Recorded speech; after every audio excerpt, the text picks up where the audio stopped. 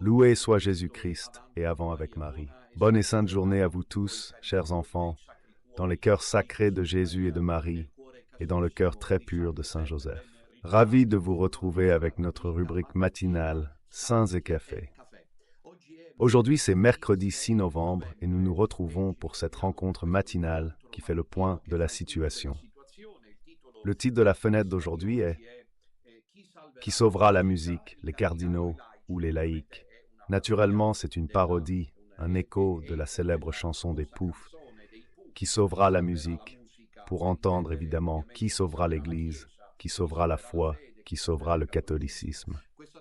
Ce matin, nous nous adressons à ce thème parce que hier soir, le père Enrico a tenu une réflexion très importante, ponctuelle, irréprochable, sur le statut de l'association sacerdotale mariale, précisant quelques points importants sur lesquels nous revenons. Je tire mon inspiration, surtout d'une réflexion qu'il a faite autour de la 20e minute, dans laquelle réflexion il évoquait la rencontre qui a eu lieu à Rome des cardinaux Burke Brandemüller.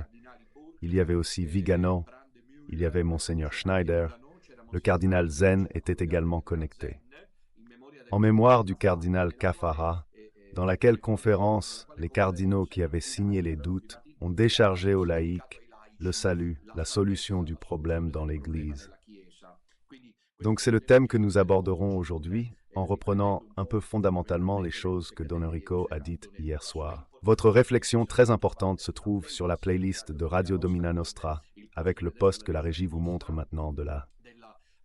Réflexion en effet d'hier soir, vous voyez, statut de la confrérie sacerdotale Mariano et la réflexion de Don Enrico, là sur la playlist de Radio Domina Nostra. Nous nous préparons à des jours de grande grâce après ceux vécus la semaine dernière, 1, 2, 3 novembre à 30, Vérone et Bergame, surtout à Vérone où nous étions plus de 700 personnes. Mais entre-temps, justement, tout en remerciant la Vierge Marie pour ces moments de prière, nous nous préparons au prochain rendez-vous, exactement vendredi. Après-demain, nous serons à Ancône, un moment très important pour tout le petit reste des marches. Chers fidèles des marches, unissons-nous maintenant. Nous, le petit reste, vivons un moment de grâce selon Don Enrico, car il souligne les différences. On sera à Ancône à 16h30. Après-demain, vendredi 8 novembre, au centre de conférence de la rue Albertini. L'entrée est gratuite. Pas besoin de réserver. Samedi, nous sommes à Pescara au resort Regis de la rue Pescarina à Turrivalignani, toujours à 16h30. Avec le petit reste de l'Abruzzo, et enfin dimanche le rendez-vous le plus important de ces jours à Cassino avec le petit reste romain et les environs. Mais j'ai entendu dire qu'ils viennent aussi de la Campanie, très beau. Ceux du Molise viendront, on se voit à Cassino.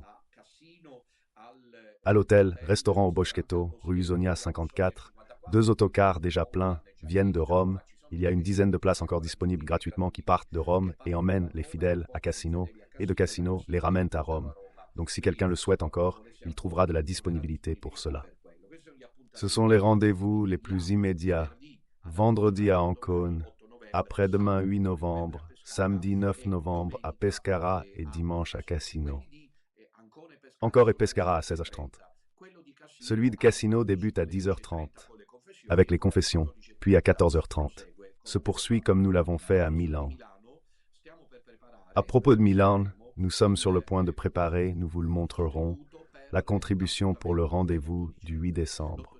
Le 8 décembre, nous serons à Milan pour la fête, pour la solennité de l'Immaculée Conception de la Bienheureuse Vierge Marie. Mais dans un instant, je vous donnerai tous les détails nécessaires pour comprendre comment venir. S'il y a une réservation, c'est certainement gratuit. Et surtout, je vous dis, je vous annonce, je vous préviens qu'il y a des bus qui partent du Frioul-Vénétie julienne, de la Toscane, de l'Émilie-Romagne, du Vénétie et probablement aussi du Piémont. Je dois encore vérifier pour le Piémont. Des bus qui vous emmènent à cette rencontre de prière que nous ferons à Milan. On y revient bientôt. Alors, faisons le point sur la situation avant d'entrer dans le vif du sujet de la directe de ce jour, du thème de ce jour, qui sauvera la musique. 2 points, en reprenant, je le répète, la célèbre chanson des Poufs, les cardinaux ou les laïcs. Mais d'abord, je vous rappelle de soutenir le projet. Maintenant, plus que jamais, il y a un grand besoin, car ces voyages apostoliques coûtent plus qu'un œil de la tête. Cependant, je remercie tous ceux qui vous donnent un grand coup de main. C'est une grande affaire pour nous aider. et nous donner un coup de main dans ce projet. Voici le nouveau numéro de compte bancaire. Et ne vous découragez pas si de temps en temps le numéro de compte change. Je le dis pour que vous ne soyez pas découragés. C'est fait exprès pour vous décourager à donner de l'aide. Je vous assure, mes chers amis, toutes les offrandes reçues jusqu'ici sont toutes enregistrées. Évidemment, donc si quelqu'un voulait vérifier, il pourrait le demander, ce n'est pas agréable. Mais si quelqu'un voulait le demander, il pourrait l'obtenir, car nous avons tout enregistré. Il change l'IBAN parfois. Au pire, il rembourse si envoyé à l'ancien. Voici le nouveau RIB, mais la solution pourrait être celle en bas, dans la description. À ma gauche, le compte courant postal avec lequel vous pouvez particulièrement aider ce projet de la Sainte Vierge Marie. Aujourd'hui, 6 novembre, jour historique à mon sens. Dieu écrit sur des lignes tordues. C'est un jour historique parce que les élections américaines, comme je pense que vous le savez, nous en avons eu la nouvelle pendant la nuit. J'étais aussi là à attendre de savoir, Donald Trump a gagné. Donald Trump a gagné les élections présidentielles aux États-Unis d'Amérique. Malgré la campagne, d'abord violemment diffamatoire au niveau international des gauches néo-communistes, des théodémocrates ou des démocrates en général, contre Donald Trump, une campagne violente, malgré le fait que le mainstream officiel lui soit tombé dessus pendant des années, Donald Trump a parié et a gagné. Qui sait si le ciel veut écouter cela? Une sorte d'avance sur Don Minutella, qui a pari et est certain de gagner sur l'affaire de Bergoglio et de la fausse église. Il y a quelque chose de très similaire à mon avis. Ne le prenez pas mal ceux qui ne pensent pas ainsi. Je ne suis pas en train de canoniser Donald Trump. Je ne dis pas que c'est un saint, je ne dis pas que nous allons le prier en le mettant dans une niche. Je dis juste que, quand il y a 4 ans, il a perdu les élections présidentielles, il a gagné, voyez comment Dieu écrit l'histoire. Il a gagné Joe Biden. L'administration américaine s'est déplacée dans une sorte de direction belliciste. Les guerres en Ukraine se sont intensifiées. Un départ manifestement anti-russe, anti-Poutine de la part de l'administration américaine, démocrate. Et puis surtout, celui qui se disait catholique est étroitement ami de Bergoglio, fervent partisan de l'avortement, comme l'est aussi Kamala Harris, qui a perdu. Pourtant, malgré cela, il y a 4 ans, il a perdu, et Trump ne s'est pas arrêté. Il est un magnat, comme on dit, c'est-à-dire un homme d'affaires, quelqu'un qui a de l'argent pour le dire en bref. Donc, il a eu beaucoup de moyens, et il a beaucoup de moyens à sa disposition. Il a subi 2 attentats. Quand il a pris cette balle, il s'est à peine retourné, sinon cela lui perforait le cervelet et il est resté vivant. J'ai compris qu'il devait y avoir un dessein divin. Entre-temps, Joe Biden n'a plus été en mesure d'administrer en raison de, apparemment, une sénilité avancée. Et comme vous le voyez, c'est exactement ce qui se passe dans le monde. Que va-t-il arriver? Seul Dieu le sait, les analystes s'empressent, théocons et enthousiastes confondus. Que les théodèmes, je parle du monde de l'Église normalement, les théocons sont les conservateurs qui, manifestement, se réjouissent de la victoire de Donald Trump, républicain, défenseur des valeurs traditionnelles, y compris de la foi chrétienne, essentiellement disposés à un dialogue amical avec Poutine. Je vois bien des changements à venir, en mieux, j'espère, qui changeront sûrement, cela est sous les yeux de tous. À mon avis, un homme courageux, Donald Trump, parce que subir une tentative d'attentat dans laquelle les systèmes de sécurité semblent, d'après ce que l'on lisait ces derniers mois avec l'attentat de juillet, être complice de l'agresseur. Parce qu'il est inexplicable autrement comment il a pu tirer et décider de rester là sur le terrain sans reculer. En somme, c'est quelque chose qui devrait faire réfléchir un homme d'État d'un autre pays, d'une autre dimension. Je dirais, à mon avis, que Donald Trump est un homme d'État d'une autre trempe, à mon avis. Et je pense que la présence maintenant à Moscou de Vladimir Poutine et à Washington de Donald Trump, à mon avis, pour ce que je ne suis pas un homme d'État, comme vous le savez, je suis juste un pauvre. Prêtre et je suis aussi peu expérimenté en géopolitique, même si cela me passionne. Cependant, je crois cela afin que tout le monde puisse comprendre, même les personnes les plus simples, que le gouvernement de Poutine à Moscou et le gouvernement de Trump à Washington, à mon avis, créent un axe qui peut changer l'histoire. Parce que l'histoire se dirigeait vers le nouvel ordre mondial, l'histoire se dirigeait vers le monopole de la gauche internationale, avec la complicité manifeste et éclatante, même honteuse, de Jorge Maria Bergoglio et du Vatican, et malgré toute cette campagne. Disons que le courant dominant a vu Trump gagner, et donc nous avons Poutine qui commande Moscou et qui travaille à créer avec les BRICS, comment s'appelle-t-il? Les BRICS, il me semble, enfin avec ces pays qui étaient autrefois du tiers-monde, des pays avec des économies en pleine expansion, de l'Afrique du Sud au Brésil, à la Chine, etc. Il a créé un axe opposé à celui de l'Occident, et de l'autre côté, donc à l'Est, nous avons un Poutine qui ne s'est pas du tout rendu. Avec les BRICS, en fait, il a créé cet axe transversal, et de l'autre. Nous avons maintenant un Donald Trump qui n'est manifestement pas disponible, à mon avis, d'après ce que j'ai lu, pour épouser la cause anti-russe, anti-Poutine. Donc nous allons voir. Nous devons prier le rosaire entre nos mains, regarder au cœur immaculé de Marie, et savoir que tout cela démontre qu'il y a une vision théologique de l'histoire, pour laquelle les hommes peuvent aussi s'agiter. Mais ensuite, Dieu intervient toujours quand il établit comme il établit. Probablement, la victoire de Donald Trump démontre un couple de choses, comme je le dis déjà. Premièrement, que cela change de direction avec chaque évidence. Nous verrons de quelle manière. Deuxièmement, vous verrez que maintenant, le gouvernement italien, qui semblait un peu comme ça, un coup à droite, un coup à gauche, à mon avis, le gouvernement tirera soudainement exactement son identité, qui est celle de droite. Il n'y a rien à faire. Hier soir, de manière sympathique, un téléma a dit que le gouvernement italien est entre les mains de Trump maintenant, dans le sens que bien sûr, mais vous vous imaginez Meloni qui maintenant continue à flirter avec l'administration démocrate des États-Unis? C'est évident que non, c'est évident que non. En fait, ici se crée une sorte de, pour eux, Amish-Vol convergence. Donc nous verrons comment ça se déroulera. Voici ma réflexion. La seconde, plus cruciale à mon sens, avant d'aborder notre sujet principal qu'on ne peut ignorer, c'est la victoire de Trump aux USA. Le peuple a parlé. Les Américains sont sérieux. C'est le peuple qui tranche. Ils ont voté. D'accord, il y a 4 ans. Il semble que l'histoire doive enregistrer le soupçon de fraudes électorales, disent-ils. Je ne dis rien de moi-même, parce que justement, étant donné que je ne suis pas expert en la matière, je ne mériterai pas la censure. Je me réfère et je m'appuie sur ce que j'ai lu, que même dans cette campagne électorale et ensuite lors des élections présidentielles, il a été tenté de faire là aussi une sorte de tromperie ou de fraude.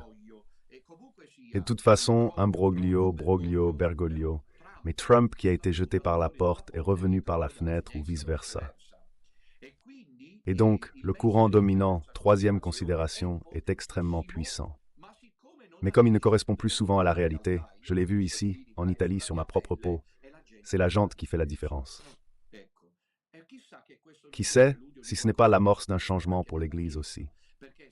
Parce que si Trump, qui apparemment méritait depuis déjà 4 ans de siéger dans le fauteuil de la Maison-Blanche, ne s'est pas rendu, et à la fin les Américains l'ont soutenu, chissa que ceci, ce ne soit un avant-goût de ce que nous espérons pouvoir se produire dans l'Église catholique à Rome, où il y a 12 ans cependant, et cela en dit long sur l'état pitoyable des catholiques italiens et du monde, un faux pape a été élu avec de fausses élections. Ça va? Et nous pouvons seulement espérer que quelque chose change aussi dans l'Église catholique. Voilà, ce sont les choses que je voulais vous dire. Pendant que Don Enrico faisait la diffusion en direct hier soir, j'étais à 100 jours de Lyon, et la régie peut montrer les images. Elles sont un peu sombres parce que la scène était éclairée, et en revanche, la salle était complètement dans le noir. Comme vous voyez, il y avait foule. Je suis invité à l'hôtel Fior où je parle. Ici, l'image est peut-être plus claire. Partout où je vais, les gens accueillent Don Minutella avec entrain. Va savoir pourquoi. Cette adhérence au peuple, à la population restée vraiment catholique. Ce qui fait la différence, mes chers, je pense que c'est ainsi. Cependant, en marge de ce qui s'est passé aux États-Unis, j'avais pensé vous parler aujourd'hui de deux événements doubles. Un événement double qui s'est produit dans les jours précédents, d'abord à Bergoglio, d'abord à l'Université pontificale grégorienne, où il s'est rendu pour donner une leçon, une réflexion. Ensuite, en visitant la maison d'Emma Bonino. Deux événements significatifs, parce qu'ils montrent encore une fois que malgré le fait que Trump ait gagné maintenant, et je ne pense pas que Bergoglio ait pris un bon café ce matin en sachant que Trump a gagné, ce sont des signes, à mon avis, que le ciel envoie, que malgré tous les efforts, la synagogue de Satan ne peut pas arriver où elle veut si Dieu ne le permet pas. Je disais qu'il s'est rendu entre hier et l'autre, d'abord à la grégorienne, à l'Université pontificale grégorienne, comme vous le savez, la prestigieuse université, prestigieuse parce que j'y ai aussi étudié, où j'ai obtenu, je vous le rappelle toujours, la note maximale, avec le privilège de publication intégrale de la thèse doctorale. Elle est gérée par les jésuites. Et alors, hier Bergoglio s'est rendu à la Gregoriana. Ils ont fait un service à la télévision, et à un certain moment, le caméraman, comme il y avait Bergoglio assis de ce côté, de l'autre côté, il y avait des cardinaux, des évêques, le recteur de l'Université pontificale grégorienne, il y avait aussi le supérieur général des jésuites, le père Sosa. À un certain moment, la caméra a insisté sur une image. On a figé l'image. Je vous invite en régie, me plaçant toujours à gauche pour que vous puissiez continuer à me voir pendant que je parle. Je prie la régie de mettre l'image fixe que nous avons produite à ma droite. La voilà, regardez bien cette image. Ça ressemble à une série télévisée, ça ressemble à un docu-film, ça semble une histoire presque venue des milieux anglo-saxons, libéral américains ou anglo-saxons en général. Et pourtant, cette personne que vous voyez entourée en rouge, cette dame qui est là, avec ce joli visage de style américain, elle est aussi très mignonne. C'est une femme prêtre. C'est une femme prêtre, d'accord? Regardez-la bien. Elle est assise au milieu de professeurs, d'étudiants, d'élèves de l'Université pontificale grégorienne pendant que Bergoglio parle. Que fait cette fille là-bas? Nous nous sommes tous posé la question en voyant cette image, car elle a ensuite circulé dans les discussions du petit reste catholique de ceux qui militent. Regardez bien, c'est une image significative qui en dit long sur les techniques maçonniques satanistes de persuasion de plus en plus incisives de ce qui semble sur le moment impossible. Je fais référence aux diaconesses et aux femmes prêtres, aux femmes qui ont... Elles entrent à faire partie du presbytère diocésain religieux. Bergoglio est là devant elle et elle est là devant Bergoglio. Maintenant, on pourra dire que c'est fait par hasard, par pitié, mais regarde un peu, la télévision va filmer exactement la fille qui est là. Qui est cette dame? Qui est cette dame? On ne peut le savoir précisément. On essaie de faire une recherche, mais malheureusement, je suis en voyage. Donc vous pouvez imaginer comment je prépare mes directs matinaux avec Santi et café, et puis souvent aussi ceux du soir, quand je commente la parole de Dieu, ou le mardi bellico, etc. J'ai pas eu le temps de cerner cette fille. Je suppose que ce n'est pas un costume de carnaval. Halloween était terminé depuis quelques jours. Alors qui est-ce? Qui est celle qui est là avec Bergoglio et avec l'Église catholique? C'est une sponsor du projet, à la manière de la fenêtre d'Overton, de la technique de la grenouille bouillie, des femmes à l'autel que le synode maudit a prétendu mettre côté et qui en réalité avancent. Et puisque ça doit avancer, Bergoglio n'a pas, comme je l'ai dit ces derniers jours, produit de document, faisant en sorte ainsi que le document écrit par les pères synodaux et surtout le cardinal Fernandez avec le cardinal Steiner, archevêque de Manaus en Amazonie, ont dit que le thème n'est pas mûr, mais qu'il y a plus que ce qu'il y a dans les livres. La réalité, c'est déjà aussi Fernandez, qui parle un peu à la manière de Bergoglio. C'est-à-dire qu'en Amérique latine, dans certaines parties, dans l'intérieur de l'Amérique latine et ensuite du sud-est asiatique, il est évident qu'il y a des femmes qui célèbrent manifestement les sacrements du baptême, de la pénitence apparemment, catéchisent et prêchent la parole de Dieu. Donc cette image-là fait comprendre, la fenêtre d'Overton est une thèse selon laquelle on soutient, selon laquelle on affirme que ces contenus, ces perceptions de la réalité qui sur le moment semblent improbables, que les gens ne peuvent jamais penser à les accepter, en insistant, en travaillant avec les techniques de communication des médias de masse, finissent par devenir familiers. Cette femme, vêtue de clergyman, est quelque chose de bouleversant. À l'université pontificale grégorienne, devant ce qui devrait être le pape garant de l'Évangile et de la tradition apostolique, qui interdit, comme l'a écrit une fois pour toutes Jean-Paul II dans la Sacerdotalis Ordinatis, interdit l'ordination des femmes pour respecter la volonté fondatrice de Jésus-Christ. Cependant, celle-là, probablement, comme je vous l'ai dit, n'est pas une femme déguisée en carnaval. Ce n'est même pas une personne qui a oublié que Halloween était terminé. Eh bien, elle allait à Bergoglio. Donc peut-être qu'elle a confondu les choses et probablement c'est une pasteur, je ne sais pas, luthérienne, évangélique, je ne sais pas, probablement luthérienne, qui a été invitée à participer. Regarde comme par hasard, les télévisions font une image fixe sur cette femme ici, placée au milieu de professeurs, de prêtres, de monseigneurs et d'enseignants catholiques. Ils sont face à Bergoglio. C'est pour vous dire justement comment les choses se passent, la technique du convaincu, lent, patient, qui sert à changer. Mais c'est le projet de Satan, parce qu'à la fin, Bergoglio est la fausse église des ténèbres, je le rappelle. Je l'ai dit aussi hier matin, tout est toujours disponible dans la playlist de Radio Domina Nostra. Ce n'est pas l'église catholique, parce que si c'était le cas, Jésus-Christ aurait échoué, parce qu'il a promis que les portes de l'enfer ne prévaudront pas. C'est l'église des ténèbres, l'église de Satan, qui a un anti-évangile qui sert à contredire l'évangile glorieux de Jésus-Christ. Lorsque nous faisons donc des rassemblements, y compris celui que nous préparons pour Milan, ils servent à démontrer qu'il y a, grâce à Dieu, comme cela s'est passé en Amérique avec Trump, par des voies différentes, et pour d'autres histoires, ici aussi, devant cette fausse église des ténèbres mensongères, affabulatrices, il y a un peuple catholique guidé par le sous-signé, le petit reste, qui ne se rend pas, qui résiste et qui avance.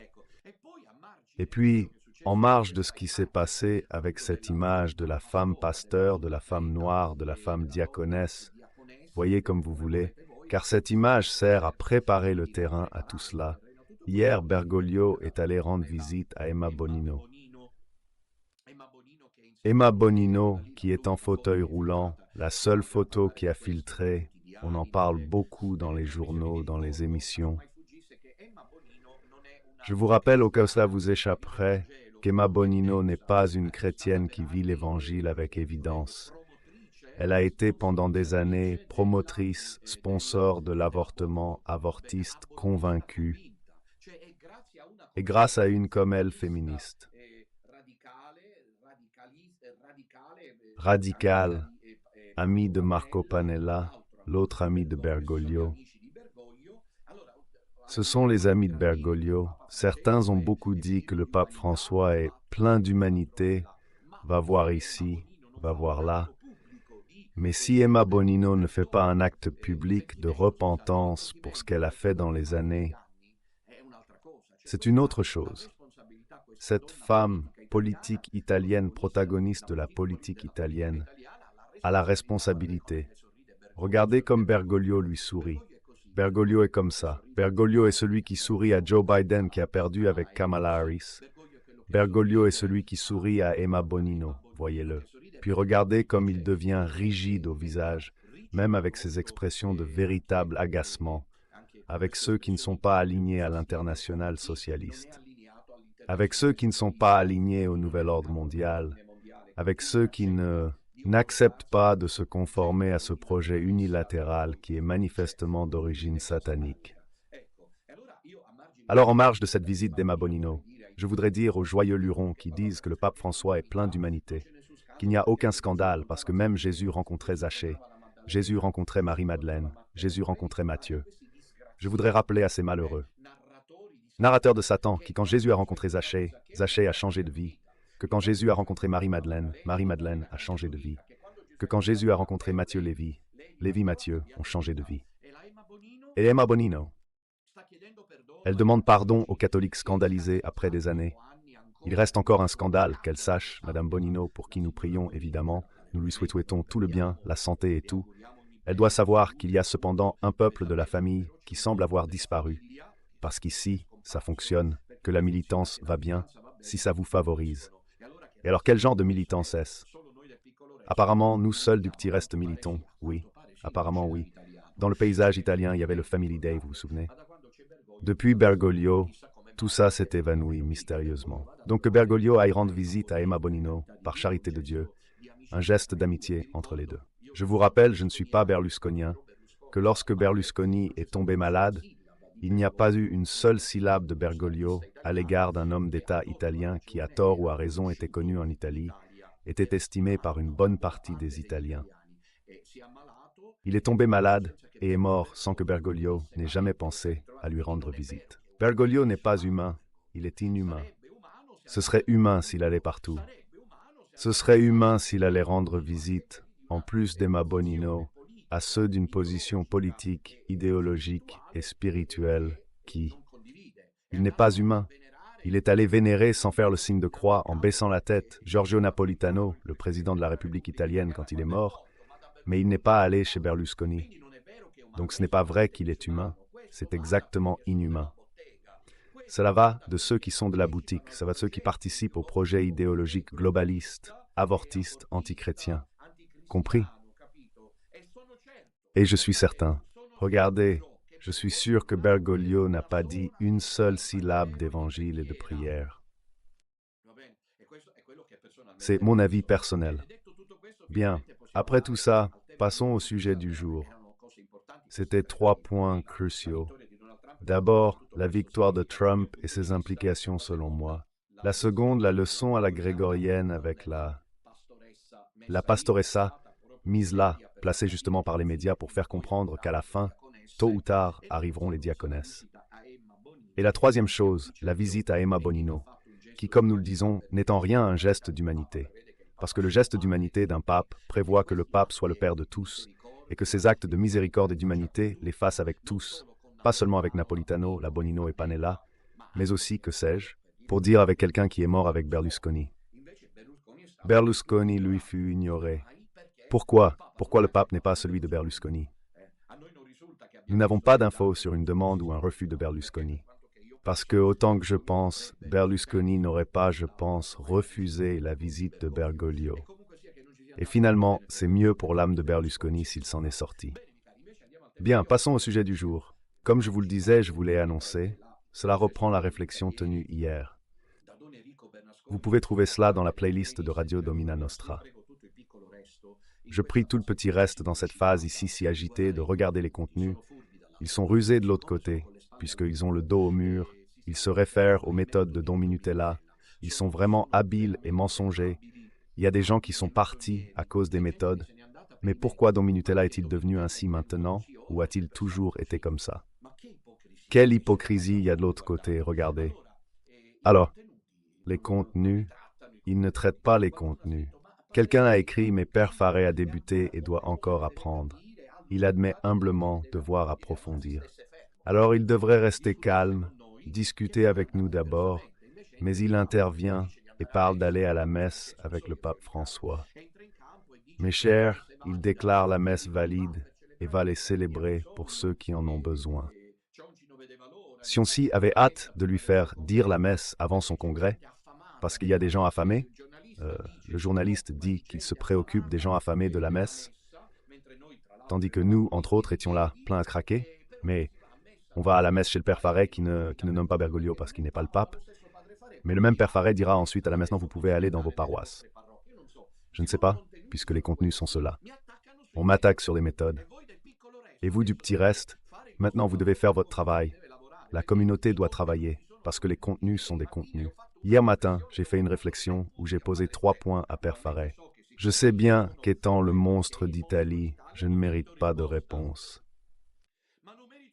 Mais je ne mérite pas de réponse parce que je ne sais pas quoi répondre à mes questions que j'ai posées hier. Et aujourd'hui, je voudrais que vous, même si vous ne l'avez pas fait, écoutiez la réflexion de Don Enrico sur le statut du sacerdoce marial. Mais maintenant, je vais vous faire écouter un passage quelques minutes, pour ensuite commenter la chose importante que Don Enrico a dite hier. Voici le titre.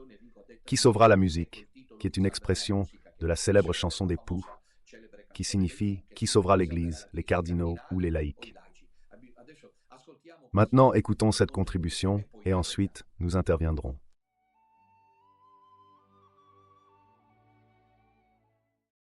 Alors que nous répondons à l'appel de Marie, cette prise de conscience grandit et au fil du temps, elle grandit de plus en plus. Elle grandit en fonction de tout ce que nous vivons. Elle grandit au milieu des persécutions et la prise de conscience d'être le petit reste choisi par le ciel, voulu par la Vierge Marie, grandit.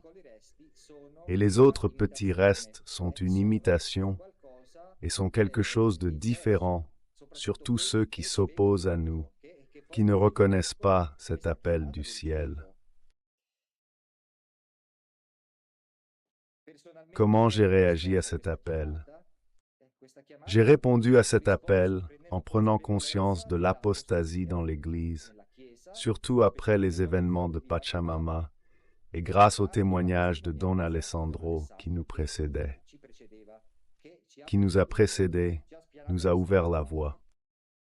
Je me souviens ensuite que j'ai eu des signes. Chacun de nous a une histoire différente. Chacun de nous a un chemin différent. Chacun de nous a été appelé de manière différente. Mais quand le Seigneur appelle, il faut répondre. Vous vous souvenez de la parabole du maître qui appelle les ouvriers dans sa vigne? Appelle sort. Appelle ceux de la première heure, de la troisième heure, de la fin de la matinée, du début de l'après-midi. Appelle ceux du soir. Mais quand le Seigneur appelle, il faut répondre à cet appel. Ainsi, Don Alessandro a été appelé à la première heure, d'autres d'entre nous à la troisième heure, d'autres à la cinquième heure, et le Seigneur continue encore à appeler, et puis chacun de nous peut avoir également reçu des signes du ciel. Pour adhérer à cet appel, à ce projet. Je me souviens qu'en 2019, durant l'été de 2019, j'ai compris que je devais quitter la paroisse, que je devais quitter les structures, mais ensuite j'ai fait tout un chemin pour arriver à l'acte conclusif. Dans ce chemin, j'ai reçu diverses confirmations du ciel, divers signes qui m'ont encouragé et m'ont incité à ne pas revenir en arrière. Je me souviens par exemple du 1er janvier 2020, la nuit du 31 décembre au Nouvel An. Je me suis arrêté dans la chapelle de la maison canonique pour prier les 3 chapelets en confiant l'année à la Vierge Marie. Et en priant ces chapelets à genoux, j'ai pris la décision de réciter le chapelet entier pendant toute l'année. Alors le jour suivant, ou 2 jours après, Don Alessandro en direct, nous ne nous connaissions pas encore, a dit que tout le petit reste doit prier. Il est appelé à prier le rosaire entier, mais pas seulement pour toute l'année, mais pour toujours. Parce que la Vierge nous le demande, la Vierge nous demande cela. Alors cela a été un signe fort que j'ai reçu.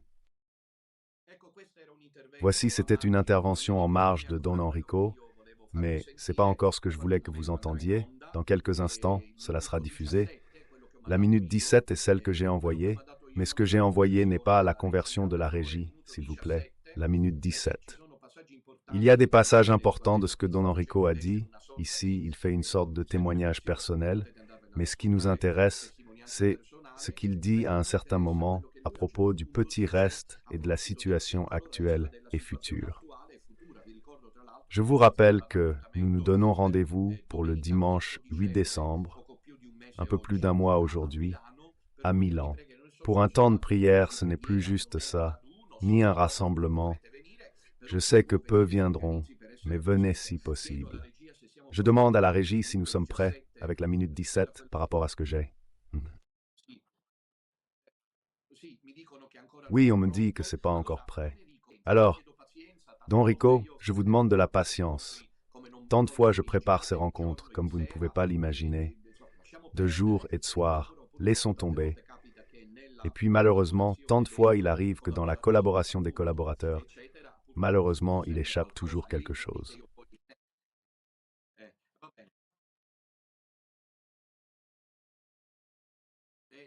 Je ne sais pas, et je voulais le minute 17, je vais quand même essayer de le dire. Don Enrico a dit hier que c'est pratiquement avec cette histoire que ce doivent être les cardinaux à sauver. Je m'excuse auprès de Don Enrico, j'aurais évalué, et c'était juste un signe fort que j'ai reçu d'unité d'intention, d'unité dans la mission, c'est que la Vierge Marie nous appelait à la même mission. Mais je me souviens encore de la semaine qui précédait Pâques. Don Alessandro a fait un appel fort aux prêtres de sortir, d'adhérer, de faire un témoignage public. Et à cette occasion, j'ai senti fortement l'Esprit Saint qui m'appelait. Et il m'appelait justement le soir de Pâques. J'ai pris rendez-vous pour faire une interview publique. Et puis encore, Jean-Paul II est venu me voir en rêve. Quelques jours avant de faire cette sortie publique, il est venu en rêve avec l'anneau de pêche. Il m'a béni, prise l'anneau en main et a tracé un signe de croix pour dire que nous avons tous un chemin différent, mais nous sommes tous conduits par la Vierge Marie pour sortir de la fausse Église et nous rassembler dans l'armée qu'elle est en train de former à travers l'œuvre qui passe par Don Alessandro. Et alors nous apprenons de plus en plus cette conscience. D'où vient cette prise de conscience? Les ennemis, les détracteurs et ceux qui sont sceptiques peuvent dire que vous avez la tête dans les nuages. D'où vous vient cette prise de conscience? Mais tout d'abord, la confirmation nous vient de la fausse Église elle-même, car nous avons acquis la conscience d'être le petit reste grâce à tout ce que la fausse Église est en train de faire. Ce sont eux-mêmes qui nous confirment dans notre chemin. Premier point, eux-mêmes nous donnent la conscience que nous ne nous trompons pas, et puis de l'attitude, la conscience que nous sommes le petit reste voulu par le ciel, le seul petit reste voulu par le ciel. La prise de conscience nous vient de l'attitude de ceux qui ont tout compris, qui ont compris les faits et prennent ensuite des positions ambiguës, tergiversent, font des alliances, des compromis avec la vérité ou se cachent. Voici, cela nous confirme que nous ne nous trompons pas. Il nous confirme que le petit reste est appelé à dire la vérité de manière publique, ouverte, intégrale, à témoigner par la vie et par le martyre.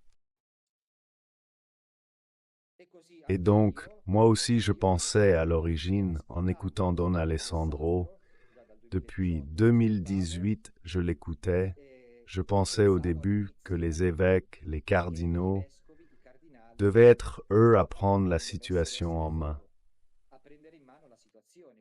Donc je disais, Don Alessandro prêche bien, il dit juste, il dit la vérité, mais ce n'est pas à lui, c'est aux évêques, c'est aux cardinaux. Attendons qu'un évêque, qu'un cardinal puisse prendre en main la question. Mais le temps passait, et je me rendais compte que certains évêques et cardinaux disaient la vérité jusqu'à un certain point, jusqu'à la moitié, jusqu'à trois quarts, tandis que Don Alessandro disait la vérité entière, intégrale. Et alors j'ai pris ma décision. Nous ne pouvons pas attendre les évêques, nous ne pouvons pas attendre les cardinaux. La Vierge fait quelque chose sous nos yeux, mais il est important de s'en rendre compte. Je me rends compte, j'ai pris de plus en plus conscience. Nous prenons de plus en plus conscience que nous, le petit reste, suppléons. Ce que les cardinaux et les évêques devraient faire, c'est eux qui devraient se mettre en avant en premier, c'est eux qui devraient garder le troupeau de Dieu.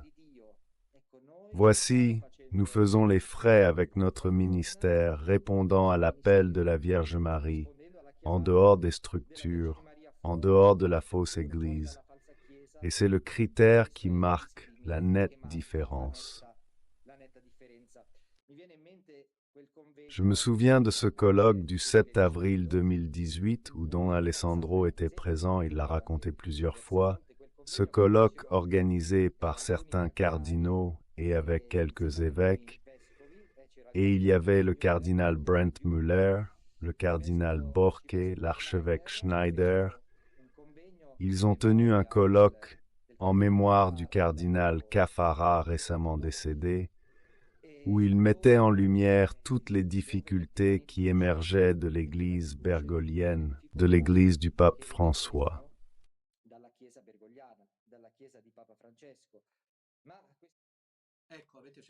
Voici, vous avez entendu, Don Enrico dit qu'il m'a connu. Il aimait ce que je disais, et vous voyez quel discours sensé, toujours avec son élégance. Donc si mes manières ne vous plaisent pas, sachez-le quand même. Chers exilés, il y a d'autres personnalités sacerdotales qui s'occupent de réparer le dommage, les contenus qui comptent, précise Don Enrico, qui m'écoutait, et qui disait justement qu'il ne peut cependant pas être celui à résoudre la chose, ça doit être les cardinaux et les évêques. Puis, au fur et à mesure, il s'est rendu compte lui aussi que les cardinaux ne faisaient rien, qu'ils n'arrivaient à rien, et qu'il fallait donc descendre sur le terrain. Et Don Enrico fait référence au colloque sur le cardinal Caffarra, auquel j'étais également présent, qui s'est tenu à Rome, une déception totale, le 7 avril 2018.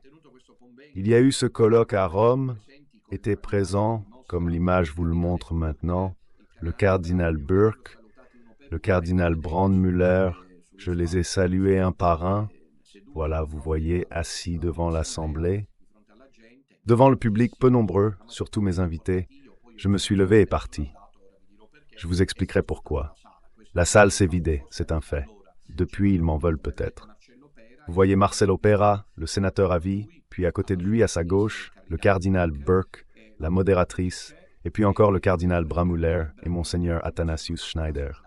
De ce côté, monseigneur Vigano était assis au premier rang, derrière lui, j'étais moi, comme monseigneur Bux. Il y avait aussi le cardinal Zen en direct et en liaison. Voici dans ce congrès, ils ont su faire quelque chose que peut-être nous n'avons pas suffisamment souligné et que hier, avec sa capacité intelligente de discernement, Don Enrico a mis en lumière, c'est-à-dire que ces cardinaux qui ont formé les Dubia ont ensuite fini par dire que ce doivent être les laïcs à se donner du mal. Qui sauvera la musique? L'époux, non. Qui sauvera l'Église? Qui doit sauver cette Église? Parce que quelque part maintenant, les derniers arrivés, les flûtistes de la dernière heure, annoncent que l'Église est toujours la même et que ce seront les cardinaux. Vous rappelez? Ajoute une place à table. Ajoute une place à table, qui a une.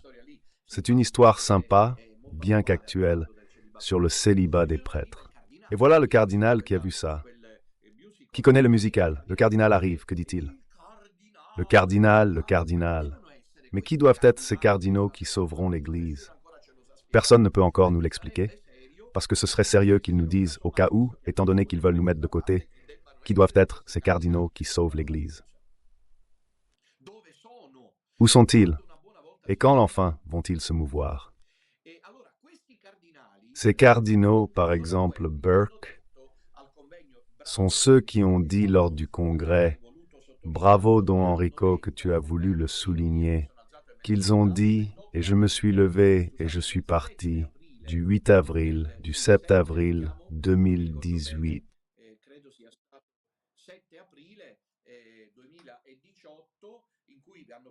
Dans lequel ont participé ces cardinaux et évêques qui ont dit que le titre était « Église catholique, où vas-tu ?» Eh bien, Burke et Brandmüller ont fini par dire que ce doivent être les laïcs. Ils ont passé la patate chaude aux laïcs. Je me suis levé et je suis parti. Alors, qui va sauver la musique? Cela doit être le cardinal Burke, les laïcs, les Don Minutella, qui doit sauver cette Église. Si le chemin est uniquement canonique, qui doit être sauvé.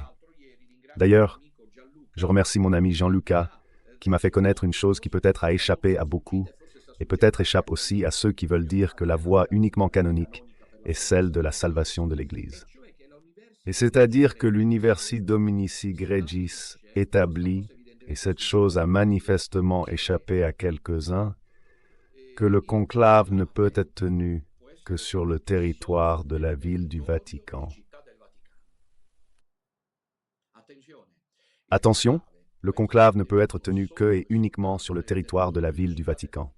Donc ce n'est pas seulement pour Don Minutella qu'il faut respecter l'Odiversi Vansi Gregis quand il dit qu'on ne va pas par acclamation. Je n'ai jamais proposé cela d'ailleurs. Mais il dit qu'il faut le garder au Vatican. Vous vous imaginez ces pauvres 4 cardinaux qui se dissocient ouvertement de l'antipape et déguisés parviennent à s'introduire au Vatican pour se cacher quelque part, dans une petite cellule de la Sainte-Siège du Vatican, dans un débarras, juste le temps nécessaire pour accomplir les formalités d'élection du successeur de Benoît XVI. Mais là, on tombe dans la blague. Alors il est évident, comme l'a dit Don Enrico, qu'il y a ce petit reste qui sauvera la musique, qui sauvera l'Église, pas les cardinaux, à moins qu'ils ne se bougent ou ne fassent un effort. Dans ce cas-là, nous nous inclinerions, nous serions disponibles à accepter cette...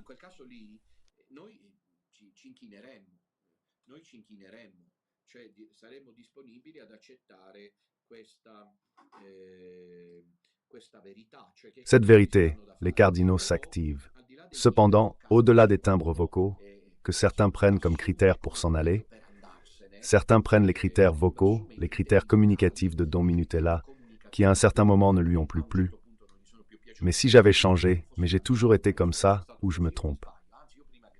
En fait, avant je criais bien plus, beaucoup plus qu'aujourd'hui. Le contenu compte, qui doit la sauver? L'Église. Et si ces cardinaux ne font rien, Père Farret et le docteur Sionchi, que feront-ils? Ils renverront à une date à déterminer qui sauvera la musique. Compris? Compris? Cette attitude suspicieuse, d'insécurité, presque vengeresse, je l'ai exaltée. C'est moi qui l'ai fait connaître. Regardez, nous sommes vraiment aux prises avec les batailles de condominium maintenant. Quelqu'un en répondra à Dieu, pas moi. J'assume la libre responsabilité devant le Seigneur de cette division, pour laquelle beaucoup m'ont jeté la responsabilité. Je ne suis en rien responsable. C'est une division très grave qui n'aurait pas dû être effectuée. La situation a été mal gérée. Je vois là une manipulation maçonnique parce qu'ils nous ont divisés et ils en profitent. S'ils m'avaient consulté, s'ils m'avaient laissé parler, si le même Père Farret avait eu l'humilité de nous contacter avant de faire ce petit théâtre. Parce que puis quand il arrive sur scène et face aux questions, il dit d'aller à la messe en union avec le pape François, d'aller aux messes paroissiales près de chez soi. C'est un petit théâtre dont la maçonnerie se régale, parce qu'il y a des gens bons et fragiles qui vont à la messe par là. Alors, à ce stade, voyons comment ça se passe.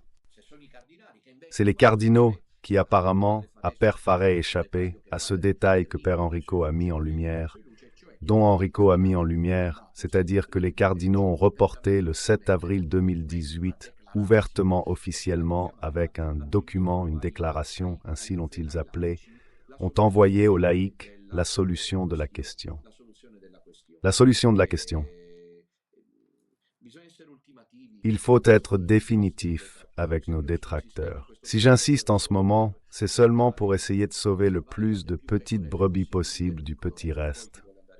Qu'ils partent, ils se débrouilleront.